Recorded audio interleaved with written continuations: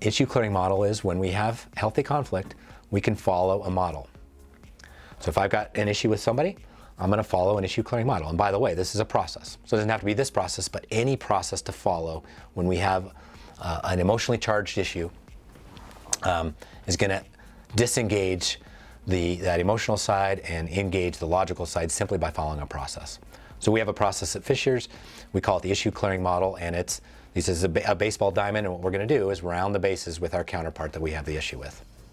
I'm going to round the bases if I have the issue with them, then they're going to round the bases. So I'll describe these bases in this tool briefly. And a very important part of rounding these bases, though, in this baseball game, if you will, is we want to be pitching from a mound of curiosity. Again, my favorite word. What's that mean, curiosity in this case? What it means is having the attitude that this person that's about to have conflict with me, that's giving me this feedback, has my best interest in mind. Trusting that, yes, it might hurt. No one likes to have, be wrong or have people have issues with us, but trusting that they have my best interest in mind. Understanding that problems are opportunities. Whatever this problem is, that what I'm about to hear is an opportunity potentially for me to get better. Right? That's pitching from the mound of curiosity. And typically, someone says, hey, Chris, I got an issue with you. What's going to happen to me?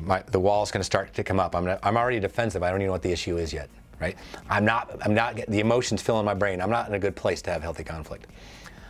But if I say, hey, Chris, do you have a minute? I'd like to process something with you. Sure. So what I'd like to use, if possible, is our issue clearing model, just to make sure that we do this together. Now I know it's an issue with me, but you know what? Let's do it. This is probably a gift. I know this person has my best interest in mind, and so then we round the bases. So whoever has the issue, let's say I have an issue with somebody else, I make sure this is a good safe place and a good time to do it. I say, all right, let's go. So I go to first base. First base is data. And I say, all right, here's what happened. So last week when we were in that sales call, you said this and you said this, and then I said this, and then the client said that, right? And then you said this, whatever it is.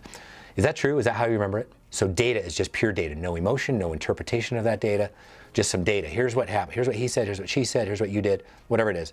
Do you agree? So then we get validation of that data from our counterpart. Which, by the way, so one, now we've got a set of data we agree on. It's non-emotional, non-interpreted, and we're agreeing on it. We're starting a process by agreeing. Right? It's a good way to start conflict is by agreeing. Then we move into assumptions.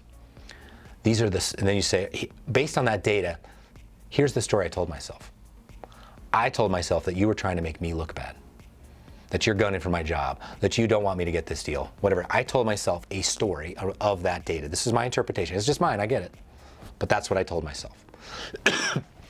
We stop at shortstop and we have self-culpability here. We say, and by the way, you know what? This is a week later. Why am I addressing it with you now? Why didn't I pull you aside, deal with it at the time, and pull it? Like, I handled this wrong, And we get to third base, and third base is emotions. So we say, and yet, here's the story I told myself. I'm still telling myself that story, and here's how I feel about it, right? I feel disrespected, I feel distrusted, I feel whatever it is. These are the feelings and emotions that I have as a result of the story that I told myself. And we come to, we round back to home plate, and we say, and I have a request of you. If you could please do this, this, and this. Now we've only rounded once. We get to round twice. The counterpart then, who their only response to that was validation of the data initially, they get to go to first base and they say, yep, here's the data, I totally agree. Here's the story I told myself. Here's why I said that. Here's why I did this.